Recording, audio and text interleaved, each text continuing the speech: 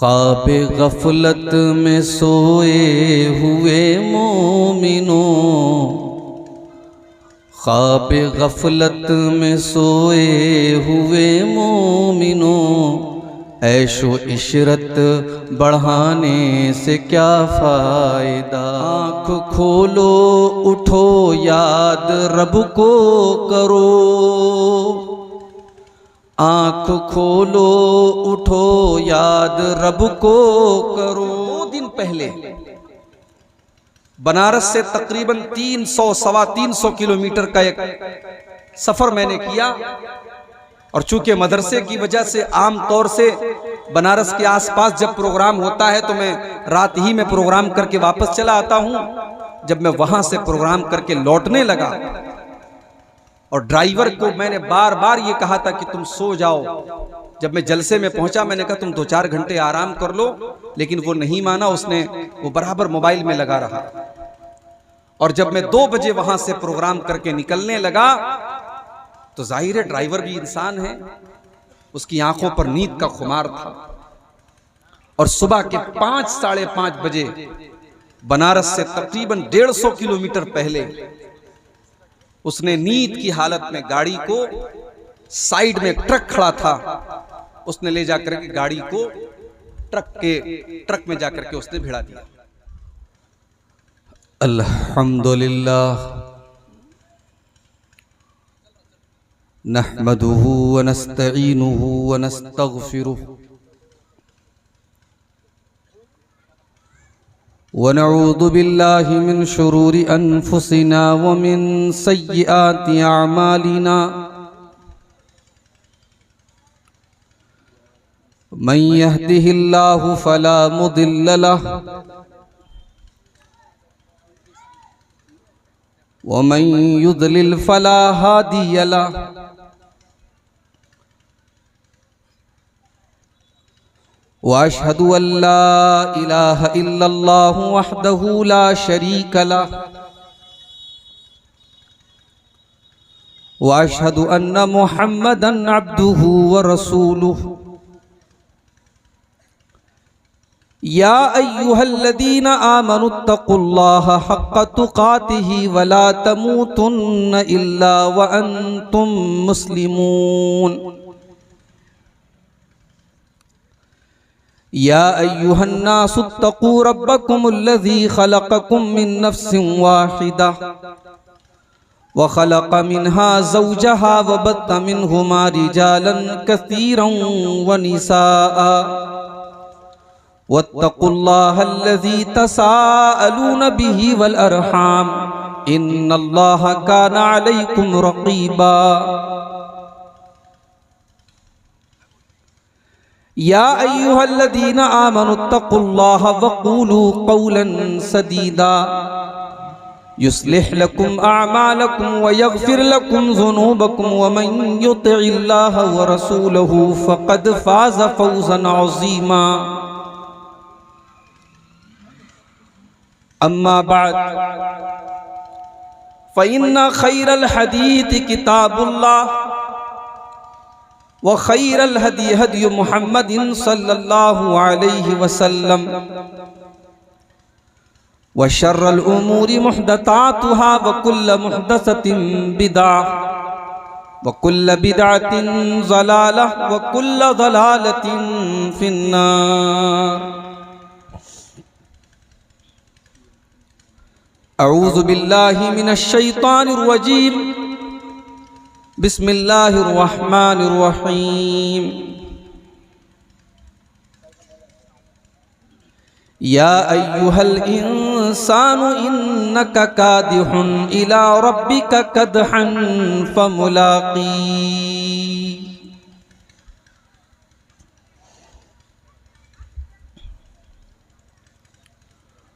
ख्वाब गफलत में सोए हुए मोमिनों, ख्वाब गफलत में सोए हुए मोमिनों, ऐशो इशरत बढ़ाने से क्या फ़ायदा। आँख खोलो उठो याद रब को करो, आँख खोलो उठो याद रब को करो, उम्र यूं ही गंवाने से क्या फ़ायदा, उम्र यूं ही गंवाने से क्या फ़ायदा। अपने रब को जवानी में भूला है तू, और ताकत के बल पे फूला है तू। अपने रब को जवानी में भूला है तू, और ताकत के बल पे फूला है तू। जब जवानी ढलेगी तो पछताएगा, जब जवानी ढलेगी तो पछताएगा। ऐसे रोने रुलाने से क्या फ़ायदा, ऐसे रोने रुलाने से क्या फ़ायदा। था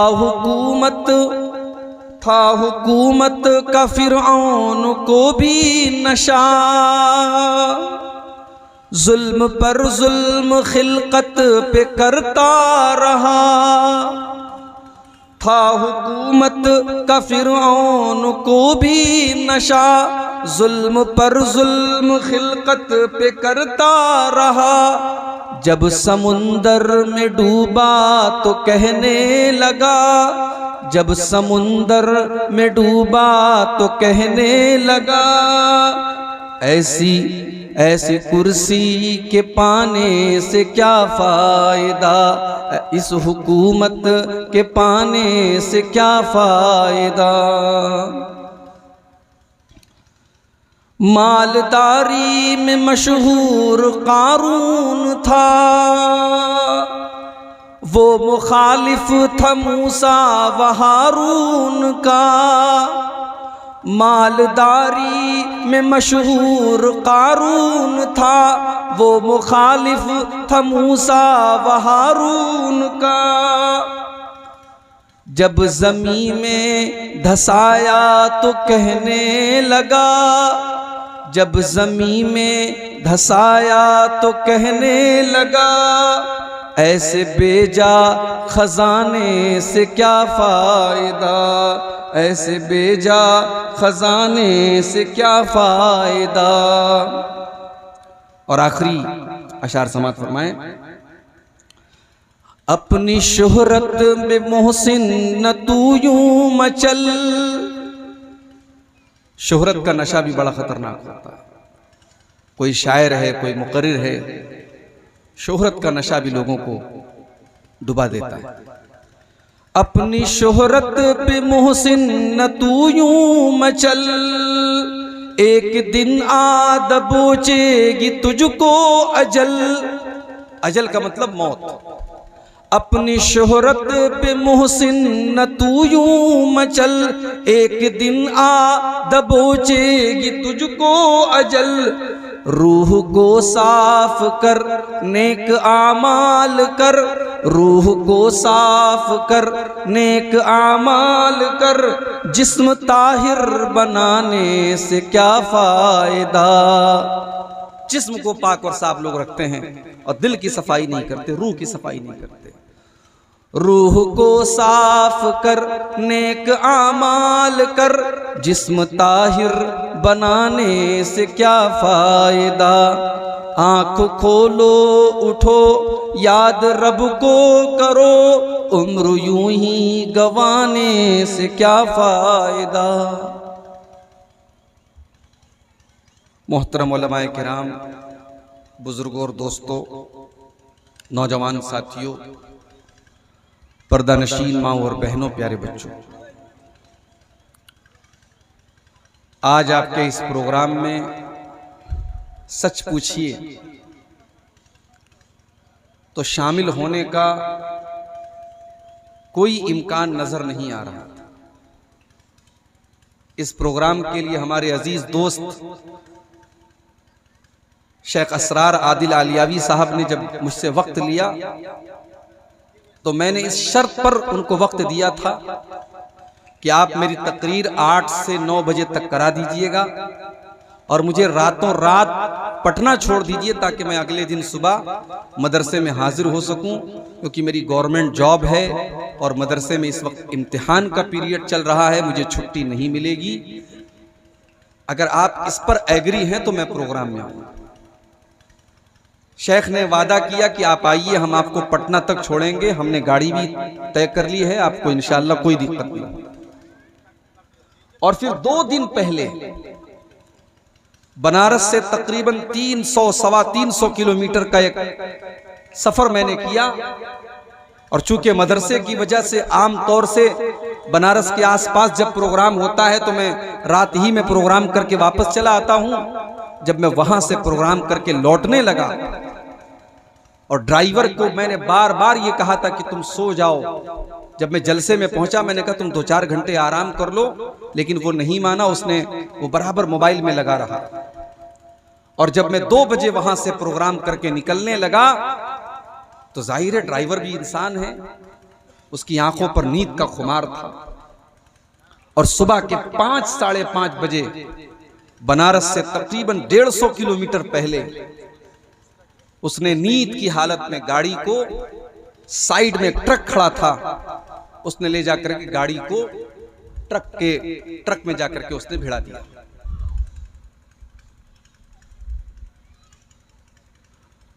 आप गौर कीजिए कि 100-120 की स्पीड में कार चल रही है और वो जाकर के ट्रक में जब जाकर के लड़ेगी तो उस गाड़ी का क्या हाल होगा और गाड़ी के अंदर बैठे हुए लोगों का क्या हाल। मैं उस वक्त सो रहा था और जब मेरी नींद खुली है मेरे भाइयों, और मैंने देखा कि गाड़ी की ये हालत है और मेरे पीछे गाड़ी, मैं तो आगे ड्राइवर के बगल में बैठा था, पीछे जो 2 लोग बैठे थे उसमें एक हमारे मदरसे के टीचर थे, उनके सर से खून बह रहा है, चेहरे से खून बह रहा है और वो सीट पर पड़े हुए हैं। मैंने तो यही समझा कि इनका तो इंतकाल हो गया। अब अपनी जान बची है, उससे ज्यादा, उस खुशी से ज्यादा इस बात का अफसोस है कि मैं इनको लेकर के आया हूं और ये अगर इनका इंतकाल हो गया तो मैं इनको, इनके घर वालों को क्या जवाब दूं। ये कितनी बड़ी मुसीबत मेरे सर पर आ जाएगी। मैं बार बार उनको आवाज दे रहा हूं, मौलाना उठिए, मौलाना उठिए, क्योंकि गाड़ी एक्सीडेंट हुआ है, इस बात का भी डर है कि कहीं गाड़ी के अंदर आग न लग जाए, क्योंकि सीएनजी की गाड़ी है और एक्सीडेंट के बाद यह भी डर होता है कि गाड़ी कहीं ब्लास्ट ना हो जाए। गाड़ी का दरवाजा मैं खोल रहा हूं, दरवाजा भी नहीं खुल रहा है, बड़ी मुश्किल से बीच का दरवाजा मैं खोल करके बाहर निकला। मौलाना के चेहरे पर पानी मैंने छिड़का, उनको थोड़ी देर के बाद जब होश आया तब मेरी जान में जान। लेकिन अल्लाह की कुदरत देखिए मेरे भाई, इतना खतरनाक हादसा। मैंने उस वक्त जब गाड़ी की तस्वीर लेकर के अपने भाई को भेजी और उसके बाद मेरा मोबाइल डिस्चार्ज हो गया, मेरे भाई को भी पता नहीं कि ये फोटो क्यों मैंने भेजा कार का और ये किसके साथ हादसा हुआ है। उसको ये लगा अगर हादसा मेरे साथ हुआ है तो मैं कैसे तस्वीर खींच सकता हूं। उसको मैंने तस्वीर भेजी और उसके बाद मेरा मोबाइल डिस्चार्ज हो गया। बाद में मैंने दूसरे के मोबाइल से अपनी अहलिया को कॉल किया, अपने घर में कॉल किया और मैंने बताया कि ऐसा ऐसा हादसा हुआ और अल्लाह ताला ने मुझे बचा लिया। और यकीन कीजिए मेरे भाइयों, जब मैं ये बात अपनी अहलिया को बता रहा था मैं तो बच गया था, लेकिन मेरे हाथ पैर कांप रहे थे और मेरी आंखों से आंसू बह रहे। और जब मेरे घर वालों ने सुना, मेरे बच्चों ने सुना, सुबह के 6 बज रहे थे, सबकी नींद उड़ गई और सबकी आंखों से आंसू बह रहे थे कि ये इतना बड़ा हादसा। और चूंकि सोशल मीडिया पर कहीं भी कार के साथ मेरी तस्वीर नहीं आई थी, इसलिए लोग परेशान थे कि अगर कार का इतना बुरा मामला है तो ऐसा तो हो नहीं सकता कि अब्दुल गफ्फार साहब बिल्कुल सही सलामत हो, जरूर उनको चोट आई होगी। दिन भर लोग मुझे कॉल करते रहे और मैं अपने उस साथी को हॉस्पिटल लेकर के गया, चूंकि उनके सर के ऊपर चोट लगी थी। एक्सरे कराया, सिटी स्कैन कराया, और जब तक ये इत्मीनान नहीं हो गया कि हाँ इनको कोई अंदरूनी चोट नहीं आई है, कोई दिमाग का मसला नहीं है, तब तक मुझे चैन और सुकून नहीं मिला। और उस दिन मैंने दिन भर अपने मोबाइल को साइलेंट कर दिया, मैंने किसी का फोन नहीं उठाया। मैं समझता हूं कि अल्लाह ताला ने एक नई जिंदगी दी है मेरे भाई। और जब ये हादसा मेरे साथ हुआ, मैंने असरार आदिल साहब से अगले दिन बात की। मैंने कहा भाई अब आपके प्रोग्राम में मैं नहीं आ सकता, क्योंकि आपके प्रोग्राम में इसी शर्त पर आना था कि रातों रात मुझे किशनगंज से खड़खड़ी से पटना जाना है, 8 घंटे का सफर करना है। अब मेरी हिम्मत नहीं है, रात को मैं इतना लंबा सफर अब नहीं कर सकता। शेख ने भी यकीन कर लिया कि अब प्रोग्राम में मैं नहीं आ सकता। लेकिन उसके बाद जब मैं तन्हाई में मैंने गौर किया और सोचा कि जो भी प्रोग्राम मैंने दिए हैं, जाहिर है जहां टाइम दिया है अगर मैं वहां नहीं पहुंचा तो जलसे वालों के लिए बहुत बड़ा मसला खड़ा होगा। और मुझे जहां भी मैं जा सकता हूं, ट्रेन से, फ्लाइट से, आसानी से जहां पहुंच सकता हूं वहां मुझे पहुंचना चाहिए। मेरे घर वाले मना कर रहे थे, मेरी बीवी अभी भी कॉल कर रही क्योंकि सीने में दर्द हो रहा है, पीठ में भी मुझे अभी तक दर्द हो रहा है। अगरचे मुझे जाहिरी तौर पर चोट नहीं आई है, मगर मैं गाड़ी पर आगे बैठा था, सीट बेल्ट लगाया हुआ था मैंने, और इतना खतरनाक एक्सीडेंट होने के बाद जो झटके लगे हैं उसका असर अभी तक बाकी है। और सच पूछिए तो इस पोजीशन में नहीं हूं कि मैं बहुत लंबी तकरीर कर सकूं, लेकिन फिर भी मैं आया हूं आपके सामने और अल्लाह से इस दुआ के साथ मैं हाजिर हुआ हूं कि अल्लाह ने जो ये नई जिंदगी दी है, और मैं समझता हूं कि अल्लाह ने मौत के मुंह में से मुझको बचाया है। अल्लाह इस नई जिंदगी की मुझको कद्र करने की तौफीक दे, और जिंदगी के जो बाकी दिन हैं अल्लाह ताला मुझे अपनी रजा के कामों में और ऐसे कामों में जिससे उम्मत को फायदा हो, अल्लाह ताला उन कामों में मुझे अपनी जिंदगी को गुजारने की तौफीक अता फरमाए। मेरे भाइयों, अल्लाह ने कुरान में 5 चीजों के बारे में फरमाया कि मैं ही जानता हूं कि वो चीज इंसान के ऊपर कब आने वाली है। इन्नल्लाह इंदहु इल्मुस्साअह व युनज़्ज़िलुल गैस व यअलमु मा फिल अरहाम। अल्लाह ताला को ही पता है कि कयामत कब आएगी, बारिश कब होगी, कितनी होगी, कहां होगी, सिर्फ और सिर्फ अल्लाह को मालूम है। व यअलमु मा फिल अरहाम, और रहमे मादर के अंदर क्या है, माँ के पेट के अंदर क्या है, लड़का है या लड़की है तो मेडिकल साइंस भी बता देगा, मगर माँ के पेट में पलने वाला बच्चा वो मोमिन बनेगा या काफिर बनेगा, वो नेक बनेगा या बुरा बनेगा, वो फरमा बरदार बनेगा या नाफरमान बनेगा, वो कितनी रोजी पाएगा, वो कितनी उम्र पाएगा, ये सिर्फ और सिर्फ अल्लाह को मालूम है। व यअलमु मा फिल अरहाम, रहमे मादर के अंदर क्या है ये सिर्फ और सिर्फ अल्लाह को मालूम है।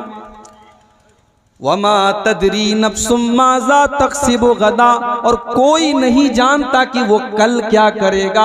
वमा तदरी नफ्सुम बिअय्यि अर्ज़िन तमूत, और कोई नहीं जानता कि वो कहां मरेगा, कल क्या होने वाला है कोई नहीं जानता, और किसको कहां मौत आने वाली है ये भी कोई नहीं जानता। ये तो कन्फर्म है कि मौत आएगी, लेकिन कब आएगी और कहां आएगी। हादसे के टाइम जब मैं सोचने लगा कि या अल्लाह अगर मुझे यहां मौत आई होती तो पता नहीं, अभी मौलाना अब्दुल रहमान साहब हमारे दोस्त, उनका हादसा हुआ मुंबई के अंदर, उनकी लाश आप देखिए, चेहरा किस तरीके से उनका सर फटा हुआ है और हाथ और पैर का क्या हाल है। अल्लाह ऐसी मौत किसी को न दे मेरे भाई कि जिस्म के हिस्सों को इकट्ठा करके घर वालों के सामने जब लाया जाए तो घर वाले सब्र न कर सकें और बर्दाश्त न कर सकें। मौत तो उनको भी आती है जो बिस्तर पे अपने घर पे मरते हैं, और मौत उनको भी आती है जो परदेश में मरते हैं, मगर परदेश की मौत और घर वालों से दूर की जो मौत होती है उस मौत में ज्यादा तकलीफ होती है। कोई नहीं जानता कि वो कब और कहां मरेगा, लेकिन इंसान कितना गाफिल है मेरे भाई, ये जानने के बावजूद कि मौत आएगी और ये जानने के बावजूद कि हमें नहीं मालूम कि मौत कब और कहां आएगी, इंसान लंबे चौड़े प्लान बनाता है कि हम ये करेंगे, हम वो करेंगे। सामान 100 बरस का है, पल की खबर नहीं। इंसान को ये तो पता नहीं कि वो कल जिंदा रहेगा भी कि नहीं रहेगा, और वो 100 बरस की प्लानिंग करके बैठा है, वो जमीन और जायदाद और ये और वो बना के बैठा है, और वो ये भी नहीं जानता कि वो कल जिंदा रहेगा कि नहीं।